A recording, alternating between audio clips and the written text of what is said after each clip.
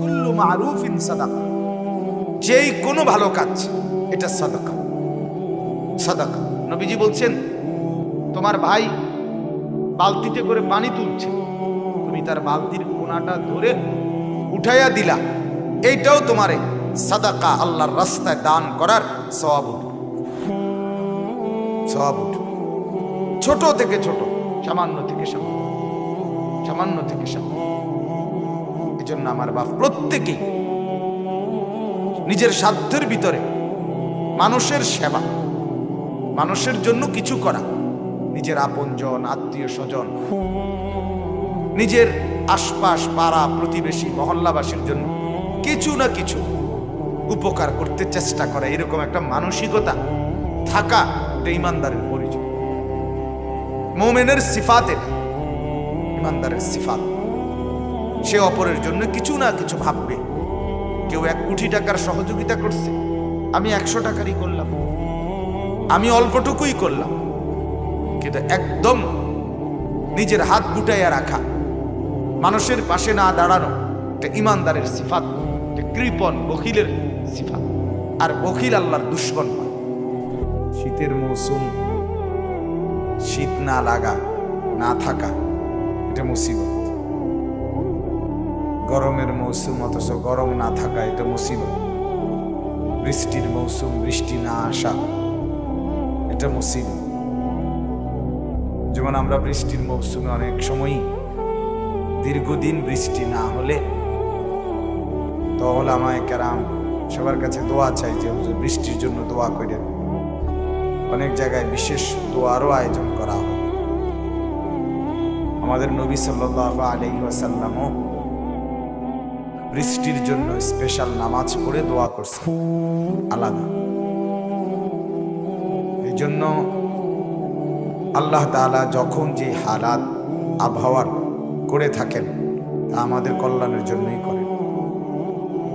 এটাই সত্য, এটাই বাস্তব। প্রচন্ড শীত বলেন, গরম বলেন, ঠান্ডা বলেন, বৃষ্টি যাই বলেন, আল্লাহ তাআলা আমাদের জন্যই, আমাদের কল্যাণেই এটা করে থাকে। এজন্য প্রথম কথা হলো, এই অবস্থাতেও কোনোভাবেই আল্লাহকে ভুলে না যাও, আল্লাহ তাআলার ইবাদত ভুলে না যাও। ইবাদতকে যথোপযুক্তভাবে করতে থাকা। আমরা যদি খবর নেই তো আমাদের বাংলাদেশের শীত তেমন কোনো ঠান্ডাই না। পৃথিবীর এমন বহু দেশ আছে যেখানে বরফে আচ্ছাদিত, একদম ঘর বাড়ি গাড়ি ঘোড়া সব কিছু বরফ দ্বারা ঢাকা। এই কয়েকদিন আগে আমেরিকার একটি শহর, বাফেলো শহর, পুরা বরফে আচ্ছাদিত। পত্রিকায় বারবার খবরে আসছে। আমি ডিসেম্বর মাসে ইন্ডিয়া গিয়েছিলাম। সেখানে আমি ইউপি, উত্তরপ্রদেশ, ইন্ডিয়ার একটি রাজ্য যেখানে দারুল উলুম দেওবন্দ মাদ্রাসা অবস্থিত, ওখানে গেছিলাম দেখতে। ওই সময়ই দেখছি ডিসেম্বরের 8-9 তারিখ, তখনই দেখছি এই পরিমাণ ঠান্ডা ওইখানে। প্রত্যেক রুমে রুমে হিটার ছাড়া চলা সম্ভব না, হিটার চালানো রাত্রে দেখছি। তাইলে সেই তুলনায় আল্লাহ তাআলা আমাদের এই দেশের আবহাওয়া অনেকটাই সব সময় সহনীয় পর্যায়ে। গরমও একেবারে তীব্র না, ঠান্ডাও একেবারে তীব্র না। এরপরেও দেখা যায় এই ঠান্ডা, এই শীতের মধ্যেও অনেক গরিব, দুঃখী, অসহায় মানুষ কষ্ট পায়, অনেক কষ্ট পায়। ঠান্ডার কারণে সঠিকভাবে শীত বস্ত্র ব্যবস্থা করতে পারে না। এজন্য মানবতার দাবিটা এই সময়ে প্রত্যেকের সাধ্যের ভিতরে নিজেদের আশপাশে খোঁজ খবর নিয়ে অসহায়কে শীত বস্ত্র বিতরণ করা, অসহায়ের দিকে নজর রাখা, দুর্বলের প্রতি নজর রাখা। প্রয়োজনের অতিরিক্ত অনেক শীত বস্ত্র আমাদের কাছে থাকে, সেগুলো সুযোগ সুবিধা মতো অন্যকে প্রদান করা।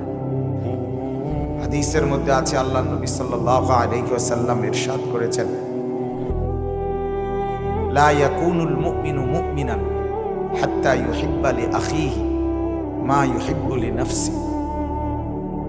কোন ব্যক্তি ততক্ষণ পর্যন্ত ঈমানদার হতে পারবে না, পূর্ণ মুমিন হতে পারবে না, যতক্ষণ সে তার অপর ভাইয়ের জন্য তাই পছন্দ করবে যা নিজের জন্য পছন্দ করবে।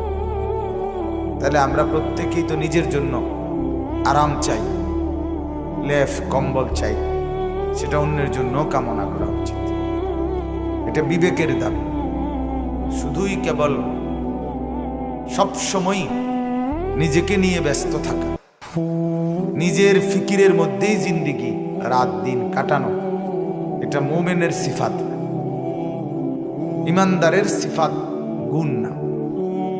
ইমানদার পরোপকারী হয়।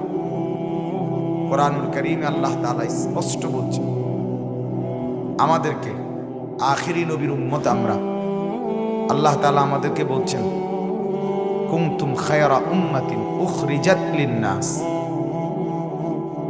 তোমরা এই সর্বশ্রেষ্ঠ উম্মত, তোমাদেরকে বের করা হয়েছে, বানানোই হয়েছে মানুষের জন্য। কার জন্য বলেন? মানুষের জন্য, মানুষের জন্য, অপরের জন্য। মানুষকে আল্লাহর দিকে ডাকবেন, ইমানের দিকে ডাকবেন, আখিরাতের দিকে ডাকবেন, গোটা বিশ্ব মানবতাকে আপন ভাববেন, আল্লাহর বান্দা হিসাবে প্রত্যেককে নজর রাখবেন। আল্লাহ তাআলা বলেন, এটা তোমাদের জিম্মাদার। এই জন্য সাহাবায়ে কেরাম রাসূলুল্লাহ সাল্লাল্লাহু আলাইহি ওয়াসাল্লাম থেকে দিন বুঝে নিয়ে নবীজির ইন্তেকালের পরে দিক দিগন্তে সারা পৃথিবীময় ছড়ায়া পড়ছে, যার কারণেই আজকে আমরা ইসলাম পাইছি। সাহাবায়ে কেরাম যদি সেদিন ঘর না ছাড়তেন, সাহাবায়ে কেরাম যদি সেদিন দিন সারা পৃথিবীময় ছড়িয়ে না দিতেন, নিজেদের স্ত্রী সন্তান বিবি বাচ্চা ছেড়ে, তাহলে আজকে দিন আমরা পাইতাম।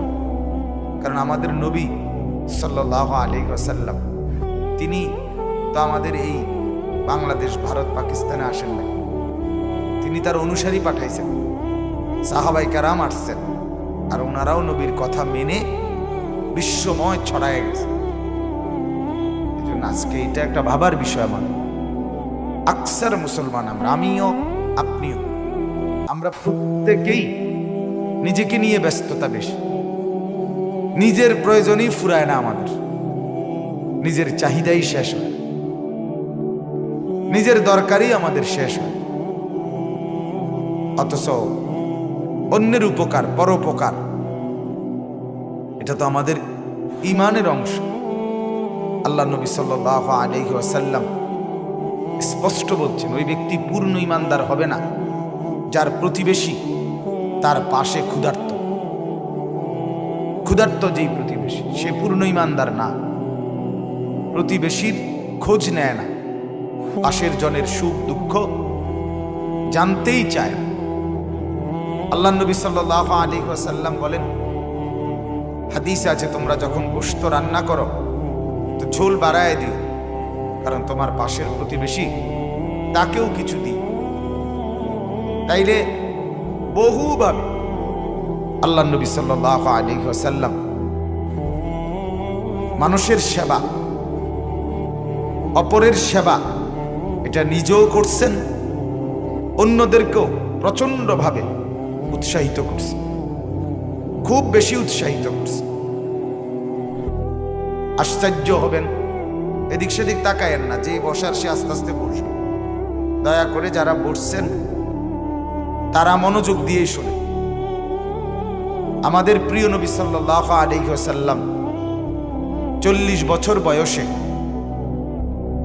যখন প্রথম ওনার উপরে কোরআন নাজিল হয়েছে, হযরত জিবরিল আলাইহিস সালামের মাধ্যমে আল্লাহ তাআলার পক্ষ থেকে আনহা, তিনি নবীজিকে বললেন, কাল্লা ওয়াল্লাহি মা ইউখজিকাল্লাহু আবাদান, কখনোই না, আল্লাহর কসম স্বামী, আপনাকে আল্লাহ তাআলা অপদস্থ, বেইজ্জতি, লাঞ্ছিত করবেন না, করবে না। কেন? তখন খাদিজা রাদিয়াল্লাহু তাআলা আনহা নবীজিকে বললেন, স্বামী, গত 15 বছর আমি আপনার সংসার করতেছি। এই 15 বছরে আমি আপনার মধ্যে 5টি এমন গুণ দেখছি, উত্তম গুণাবলী। এই গুণগুলো যার মধ্যে থাকে তাকে আল্লাহ তাআলা অপদস্থ, বেইজ্জতি করেন। 5টি গুণ আছে আপনার মধ্যে, আমি দেখছি। কি সেই গুণ?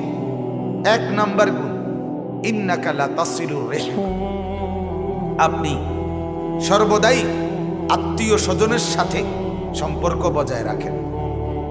চাচা, মামা, ফুফা, খালু, ভাই বেরাদর, আত্মীয় স্বজনের সাথে আপনার সম্পর্ক আপনি ঠিক রাখেন, এটা আপনার গুণ আমি দেখছি। 2, ওয়া তাহমিলুল কাল্লা, দুর্বল অসহায়ের বোঝা, যে নিজের বোঝা নিজের কাঁধে তুলতে পারে না, এমন দুর্বল ব্যক্তির বোঝা আপনি নিজেই কাঁধে তুলে তার গন্তব্যে, তার ঠিকানায় আপনি পৌঁছায় দেন। 3 নাম্বার, ওয়া তাকসিবুল মাদুমা, যে নিজে কিছু আয় করতে পারে না, অসহায়, পঙ্গু, বিকলাঙ্গ, যে কোনো কারণে সে নিজে কোনো রোজগার করতে পারে না, আপনি নিজে রোজগার করে তাকে দিয়ে দেন, এটা আপনার গুণ আমি দেখছি। ওয়া তাকরিদ দাইফা, 4 নাম্বার, আপনি সর্বদা মেহমানদারি করেন, মেহমানকে আপ্যায়ন করেন। 5, অতুঈনু আলা নওয়াইবিল হক, যখনই মানুষ সত্য, সঠিক কোনো বিপদে পড়ে, মুসিবতে পড়ে, বাস্তবিক অর্থে আপনি তার সাহায্যে আপনি পাশে দাঁড়ান। এই 5টি গুণ, আত্মীয়তার সম্পর্ক বজায় রাখেন, অসহায়ের বোঝা কাঁধে তুলে নেন, দুর্বলের জন্য নিজেই উপার্জন করে দেন, মেহমানকে আপ্যায়ন করেন, মানুষের সঠিক বিপদে আপনি গিয়ে পাশে দাঁড়ান। এমন উত্তম গুণ যার আছে, আমি বিশ্বাস করি আল্লাহ তাকে বেইজ্জতি করতে পারেন। লক্ষণীয় বিষয়টা কি? লক্ষণীয় বিষয়টা হলো 40 বছর আগের থেকেই মানব সেবার উত্তম গুণাবলী আল্লাহ নবীর মধ্যে আগের থেকেই ছিল। তাহলে এটা শুধুমাত্র নামাজ, তাহাজ্জুদ, আওয়াবিন, জিকির, তাসবিহ, তেলাওয়াত, এগুলোও যেমন উত্তম কাজ, এই মানুষের সেবায় এগিয়ে যাওয়া, মানুষের বিপদে মানুষের পাশে সহযোগিতার হাত বাড়ানো, এটাও উত্তম কাজ, এটাও ইসলামের একটি নেক আমল, এটাও নেক আমল। আল্লাহ নবী সাল্লাল্লাহু আলাইহি ওয়াসাল্লাম বলেন, কোন অন্ধ ব্যক্তিকে রাস্তা পার করে দেওয়া, এটাও সাদাকা, আল্লাহর রাস্তায় সাদাকা। কুল্লু মারুফিন সাদাকা, যেই কোনো ভালো কাজ এটা সাদাকা, সাদাকা। নবীজি বলছেন, তোমার ভাই বালতিতে করে পানি তুলছে, তুমি তার বালতির কোনাটা ধরে উঠাইয়া দিলা, এইটাও তোমারে সাদাকা, আল্লাহর রাস্তায় দান করার সওয়াব। সওয়াব ছোট থেকে ছোট, সামান্য থেকে সামান্য, সামান্য থেকে সামান্য। এই জন্য আমার বাপ প্রত্যেকেই নিজের সাধ্যের ভিতরে মানুষের সেবা, মানুষের জন্য কিছু করা, নিজের আপনজন, আত্মীয় স্বজন, নিজের আশপাশ, পাড়া প্রতিবেশী, মহল্লাবাসীর জন্য কিছু না কিছু উপকার করতে চেষ্টা করা, এরকম একটা মানসিকতা থাকা, এটা ইমানদারের পরিচয়। মুমিনের সিফাত, এটা ইমানদারের সিফাত। সে অপরের জন্য কিছু না কিছু ভাববে। কেউ 1 কোটি টাকার সহযোগিতা করছে, আমি 100 টাকারই করলাম, আমি অল্পটুকুই করলাম, কিন্তু একদম নিজের হাত গুটাইয়া রাখা, মানুষের পাশে না দাঁড়ানো, এটা ইমানদারের সিফাত, এটা কৃপণ বখিলের সিফাত। আর বখিল আল্লাহর দুশমন, বখিল জাহান্নামী হয়, জাহান্নামী। ওয়ামান ইউকা শুহা নাফসিহি ফাউলাইকা হুমুল মুফলিহুন। আল্লাহ তাআলা বলেন, অন্তরের কৃপণতা এটার থেকে যে বেঁচে থাকে সে কামিয়াব, সফল, জান্নাতি। জান্নাতি। এজন্য আলহামদুলিল্লাহ নওজোয়ান অনেক ছেলে আছেন এখানে, আপনারাও এই মানসিকতা লালন করবেন। অপরের কল্যাণ, মানুষের সেবা। গোটা পৃথিবীতে ইহুদি এবং খ্রিস্টানদের, বিশেষ করে খ্রিস্টান যারা ইউরোপের, এই খ্রিস্টানদের সবচেয়ে বেশি অভ্যাস, তারা তাদের ধর্মের দিকে মানুষকে আকৃষ্ট করে সেবার মাধ্যমে। সেবাই তাদের মূল পুঁজি, সেবা। অজপাড়াগা পাহাড়ি অঞ্চল, এরপরে একেবারে দুর্গম অঞ্চলে যেখানে সর্বকিছুতেই কষ্ট, ওই রকম জায়গাতেও তারা সেবামূলক বহু কাজ এই খ্রিস্টান মিশনারিরা করে থাকে। ফলে ধীরে ধীরে অগণিত লোক তাদের ধর্মের অনুসারী। আমাদের এই বাংলাদেশের পার্বত্য চট্টগ্রামে অসংখ্য মানুষ বর্তমানে খ্রিস্টান। এই পার্বত্য চট্টগ্রাম যেটাকে বলে, খাগড়াছড়ি, বান্দরবন, রাঙ্গামাটি, উত্তরবঙ্গে রংপুর, কুড়িগ্রাম, ঠাকুরগাঁও, দিনাজপুর, পঞ্চগড়, এই অঞ্চলগুলোতে আমি নিজে দেখে আসছি অগণিত মানুষ একসময় মুসলমান ছিল, এরকম মানুষও খ্রিস্টান ধর্ম গ্রহণ করছে। নাউজুবিল্লাহ। অভাবের তাড়নায়, কারো সহযোগিতা না পেয়ে দুশ্মন সেবার নাম দিয়ে ঈমান নিয়ে গেছে। বাংলাদেশের বিখ্যাত সবচেয়ে বড় সহযোগিতায় তিনিও ওই সংগঠনের মতো একজন সদস্য থেকে তিনিও কাজ করছেন ইসলাম পূর্ব যুগে। এজন্য মানুষের সেবা এটা একটা মহৎ গুণ। আল্লাহ নবী সাল্লাল্লাহু আলাইহি ওয়াসাল্লাম বলেন, ইরহামু মান ফিল আরদ ইয়ারহামকুম মান ফিস সামা। জমিনে যে আছে তুমি তাকে দান করো, সহযোগিতা করো, দয়া করো, আসমানে যিনি আছেন তিনি তোমাকে সহযোগিতা করবেন। কি সুন্দর কথা! তুমি জমিনের মানুষটাকে তুমি সাহায্য করো, আসমানে যিনি আছেন তিনি তোমাকে সাহায্য করবেন। আল্লাহ নবী সাল্লাল্লাহু আলাইহি ওয়াসাল্লাম বলেন, মান লা ইয়ারহাম লা ইউরহাম। যে ব্যক্তি অপরকে সহযোগিতা করে না, দয়া করে না, তাকেও আল্লাহর পক্ষ থেকে দয়া করা হয় না, দয়া করা হয় না। কোরআনুল কারীমে আল্লাহ তাআলা বলেন, ওয়া আহসিন কামা আহসানাল্লাহু ইলাইকা। আমার বান্দা, আমি তোমাকে যেরকম দয়া করেছি তুমিও আমার অন্য বান্দাদেরকে তুমি দয়া করো, তুমি দয়া করো। আমি আল্লাহ তাআলা তোমাকে সম্পদ দিছি, সেটাও আমার ইচ্ছা। তাকে গরিব বানাইছি, অসহায়, সেটাও আমার ইচ্ছা। ইচ্ছে করলে এর উল্টোটা আমি করতে পারতাম। কথা বলেন না? পারতেন কিনা? আপনার কি যোগ্যতা? সম্পদশালী, পরিশ্রম কইরা আপনি টাকা বড় লোক হইছেন। অসংখ্য মানুষ সমপরিমাণ পরিশ্রম করার পরেও সে টাকা পয়সা আপনার সমান জমাইতে পারে নাই। তাহলে কেন? কেন বলেন? যদি বলেন পরিশ্রম করলেই টাকা বেশি হয়, তাহলে যারা মাটি কাটে তারা না বেশি পয়সা ওনার কথা। হেতো পরিশ্রম বেশি করে, হেতো ফাঁকি দেয় না পরিশ্রম করতে। তাইলে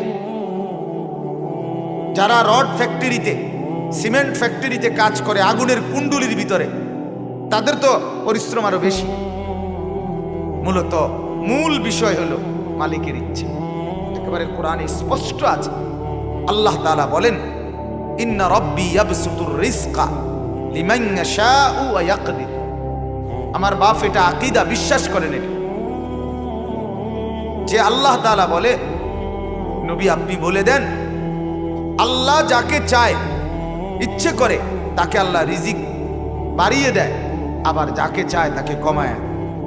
একই মার দুই ছেলে, তো একজনের অঢেল সম্পদ, আরেকজনের সামান্য সম্পদ। এমন কেন? মাও একজন, বাবাও একজন, একই বাড়ি, একই ঘরে মানুষ হইছে, একই চুলার তারা রান্না খাইছে, একই ডেকচির ভাত খাইছে, কিন্তু এমন হইল কেন বলেন? একই সিএনজি স্ট্যান্ডে 10টা সিএনজি, সবাই গ্যাস পুরাইয়া আসছে এক জায়গার থেকেই, সবাই সকাল থেকে সন্ধ্যা পর্যন্ত এখানেই কাজ করতেছে, যাত্রী টানতেছে, কিন্তু দিন শেষে ইনকাম সবার সমান না। সমান? সবগুলো মুদি দোকানদারের বেচা কিনা সমান, সবগুলো চা দোকানদারের বেচা কিনা সমান। তা এমন হয় কেন? এমন হয় কেন? সবাই তো দোকান খোলা রাখছে, সবাই দোকানেই তো চা বন ছিল, কিন্তু ইনকাম সমান হলো না কেন? আল্লাহ তাআলা বলেন ওটা আমার ফয়সালা। কার ফয়সালা বলেন না? ওয়াফিস সামাই রিজকুকুম, কোরআনের আয়াত। আল্লাহ বলে বান্দা আসমানে তোমার রিজিক, আসমানে, জমিনে রিজিক আসমানে। আসমানে তুমি ভাবো খেতে, দোকানে, ব্যবসাতে, না না, রিজিক আসমানে। অফিস সামাই রিজকুকুম। এজন্য আমার প্রথম প্রসঙ্গ এটা, ঠান্ডা শীত কুয়াশার ভেতরে, আর এছাড়াও জীবনের সব ক্ষেত্রে অভাবী, দুস্থ, গরিব, বিধবা, পঙ্গু, প্যারালাইজড, এরকম হাজারো মুসিবতে মানুষ আছে, বিপদগ্রস্ত মানুষ আছে, যার ভিতরে ভদ্রতা, মানবতা আছে, ইনসানিয়ত আছে, ঈমান আছে। আর উচিত অপর মানুষের সেবায়, মানুষের পাশে দাঁড়ান। আল্লাহ তাআলা আমাদেরকে তৌফিক দান করেন, কবুল করেন, বলেন আমিন। মুহতারাম, কুরআনুল কারীমের 3 নম্বর পারা, কুরআনুল কারীমের 3য় সূরা, 3 নম্বর সূরা। সূরাটার নাম সূরায়ে আলে ইমরান। এই সূরার একটি আয়াত, 18 নম্বর আয়াত আমি আপনাদের সামনে তেলাওয়াত করেছি। ইনশাআল্লাহ অল্প একটু সময় এই আয়াতটিকে সামনে রেখে আমরা কিছু কথা আপনাদের মাঝে পেশ করতে চাই। আল্লাহ তাআলা আমাদেরকে তৌফিক দান করেন। জন ঈমান, লা ইলাহা ইল্লাল্লাহ, এই যে বাক্য, এই কথার যে মর্ম, এই কথার যে অর্থ, এই কথার যেই ব্যাখ্যা, আল্লাহ ছাড়া আর কোনো ইলাহ নাই, আল্লাহ ছাড়া আর কেউ নাই। সকল কিছুর বিবেচনায় শুধুই আল্লাহই আল্লাহ, আল্লাহই আল্লাহ, দেনেওয়ালা।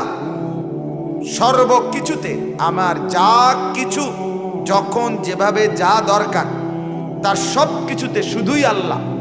এটাই হলো লা ইলাহা ইল্লাল্লাহ। এই লা ইলাহা ইল্লাল্লাহ